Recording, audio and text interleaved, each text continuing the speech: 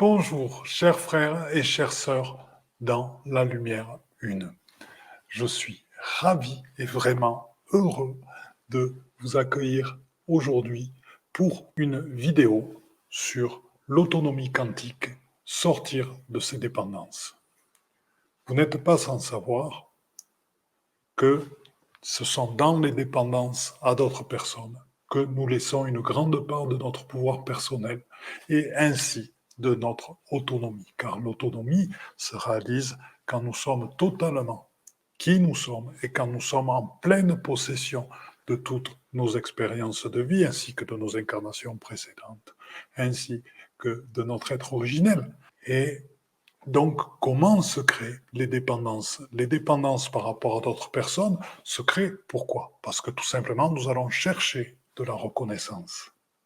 Et c'est très subtil, et des fois, il nous faut passer par plusieurs personnes pour comprendre combien nous abandonnons de nous-mêmes, tout simplement pour avoir de la reconnaissance. D'autres fois, c'est tout simplement en tant que sauveur du monde. Les sauveurs du monde sont très forts pour laisser une part de leur pouvoir personnel vers les autres, car ils sont prêts à nier ce qu'ils sont, ce qu'ils ont envie de faire, tout simplement pour entendre dire « Oh, tu es quelqu'un de formidable, tu es quelqu'un de formidable, et tu m'as fait le plus grand bien. » Il y a aussi d'autres personnes qui sont dans des situations de dépendance. Pourquoi? Parce qu'ils confondent le véritable amour avec l'amour falsifié. Et donc ce n'est plus un amour, le véritable amour est gratuit, il est inconditionnel.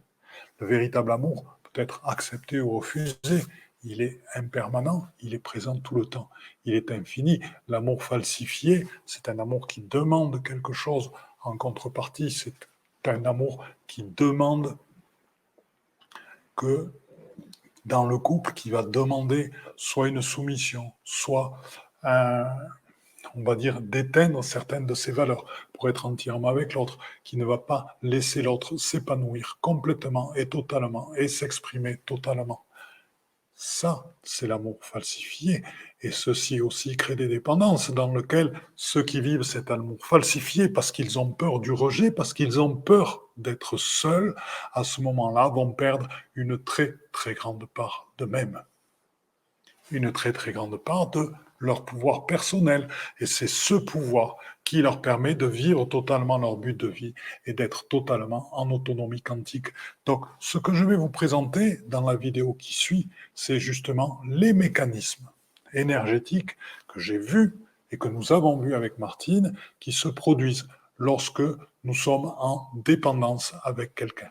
Il se crée autour de nous une sphère maléficiée, donc je vais laisser la présentation d'après, la petite vidéo que j'ai faite après, vous le présenter. Et je vous rejoins à la fin de cette vidéo. Bonjour à vous toutes et à vous tous. Aujourd'hui, nous allons vous parler d'un phénomène nouveau que nous venons de découvrir dans les maléfices. Ce phénomène s'appelle la sphère maléficiée. Son origine vient du fait qu'elle est là pour nous empêcher d'accéder à tout notre pouvoir personnel. Qu'est-ce que c'est que le pouvoir personnel? Le pouvoir personnel, c'est notre capacité à pouvoir utiliser tout ce que la vie nous a donné, à pouvoir utiliser toutes les capacités de notre âme. Ça, c'est le pouvoir personnel. Utiliser tout ce que l'on est, utiliser toute notre expérience, utiliser tout ce qui fait notre force, ça, c'est le pouvoir personnel. Et j'ai constaté un jour qu'une part de mon pouvoir personnel n'était plus accessible. Donc je vais vous expliquer maintenant par quel processus et quels moyens le non-accès à votre pouvoir personnel, à l'entièreté de votre pouvoir personnel se met en place. Je vais aussi vous expliquer comment le récupérer. On a deux personnes. Une personne qui est ici, qu'on va appeler Paul. Et une autre personne qu'on va appeler Pierre. Il y a au départ un sentiment de confiance entre ces deux personnes. Généralement, elles sont liées soit par un lien familial, ce sont des parents proches, soit par un lien d'amitié. Et ces deux personnes peuvent se considérer à un moment de leur vie comme des frères, ou des amis, ou quelque part comme un maître. Mais certaines personnes qui se disent des maîtres spirituels ont quelque chose en eux. Ça s'appelle des reins qui sont vides. Et rein en énergie vide égale peur. Avec un biomètre à 100%, vous pouvez aisément tester le niveau de remplissage des reins de quelqu'un. Le problème, c'est que cette peur va engendrer des choses. Et une des priorités dans la vie est, par rapport à notre pouvoir personnel, de pouvoir le garder entièrement, et quand on est ami avec quelqu'un, de pouvoir le développer et de s'en servir pleinement sans que l'autre personne n'ait peur de ce développement. Le but de tout maître, c'est de faire en sorte que l'élève dépasse le maître. Et là, voilà ce qui se passe par rapport à un ami, ce frère ou autre. Une part du pouvoir personnel de Pierre va être donnée à cette personne qui se dit être son ami et son frère, de manière à l'aider au moment, en toute confiance. Paul se sent ainsi plus fort, soutenu par Pierre. Pierre aide, ce faisant, Paul, qui est quelqu'un de sa famille, ou quelqu'un qu'il considère comme un mentor, ou un ami, ou un frère, en lui confiant une partie de son pouvoir personnel. C'est juste dans la mesure où il y a un échange et que tout peut circuler librement. Ça s'appelle le partage. Mais ça n'est possible que quand il n'y a pas de peur de la part de Paul. Parce que quand il y a des peurs, qu'est-ce qui se passe? Quand il y a des peurs, et on va retrouver Pierre ici, quand il y a des peurs de la part de Paul, qu'est-ce qui va se passer? Paul va créer, et parfois aidé par d'autres personnes qui vont soutenir ses peurs, une bulle tout autour de Pierre.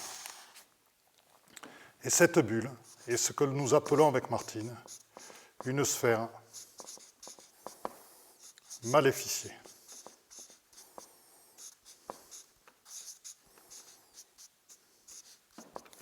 Ceci peut se faire de manière consciente ou pas, peu importe. Mais toujours est-il que la sphère est là. Ce qui fait que Pierre ne va plus avoir accès qu'à une partie de son pouvoir personnel et non pas à son entièreté. Vous me direz, que va faire Paul avec la part de pouvoir personnel qu'il a pris à Pierre? Rien du tout, parce que ce n'est pas son énergie, c'est l'énergie de quelqu'un d'autre. Mais, du fait de ses peurs, il les aura bloqués et l'autre n'a plus accès à l'entièreté de son pouvoir personnel. Vous allez me dire, que faut-il faire pour récupérer l'entièreté de son pouvoir personnel? C'est ce que je vais vous expliquer maintenant. Comment dissoudre cette sphère maléficiée? Tout d'abord, ce qu'il faut, c'est méditer et regarder à partir de quel moment on a été en contact avec des personnes chez qui notre pouvoir a généré des peurs. Et ensuite se dire, mais comment se fait-il que depuis que je ne suis plus en contact avec ces personnes, je n'ai plus accès à certaines parties de moi-même? Je ne me sens pas complet. Quand nous avons réalisé ceci, il est possible tout simplement de demander à des êtres de lumière qui vont venir en nombre, de dissoudre cette sphère maléficiée. Et à ce moment-là, vous allez récupérer votre pouvoir personnel que vous avez laissé à l'autre personne. Je vais vous montrer le schéma que j'avais fait précédemment, qui est très explicatif aussi. En voyant ce schéma, on constate que pour la création de cette sphère négative, très souvent, les peurs génèrent un lien de Paul vers les forces grises et noires qui sont à l'œuvre derrière. Et vous voyez bien que le pouvoir personnel de Pierre est bloqué chez Paul. Une fois que les grandes présences qui vous aident ont dissous cette sphère maléficiée, c'est vous-même qui allez accompagner ça en allant chercher votre pouvoir personnel. Mais c'est une bataille que vous menez.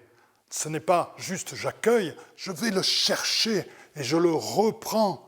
Et je le reprends, tout ce pouvoir personnel, parce qu'il m'appartient. Personne ne peut m'empêcher d'accéder à des parts de moi-même. Donc menez la lutte, menez le combat, sortez victorieux du combat et vous allez regagner toute votre puissance, vous allez regagner toute votre possibilité, tout votre pouvoir pour mener à bien votre vie. En aucun cas, ne vous laissez bloquer par les autres. En aucun cas, ne laissez les autres bloquer l'accès à toutes vos capacités. Je vous souhaite une bonne récupération de l'entièreté de votre pouvoir personnel. Voilà, nous vous avons donc montré tous les mécanismes pour sortir justement de ces dépendances-là. Nous avons employé des mots qui parfois peuvent choquer dans la spiritualité d'aujourd'hui. Mais sachez que l'étymologie du mot spiritualité, c'est le souffle de l'esprit.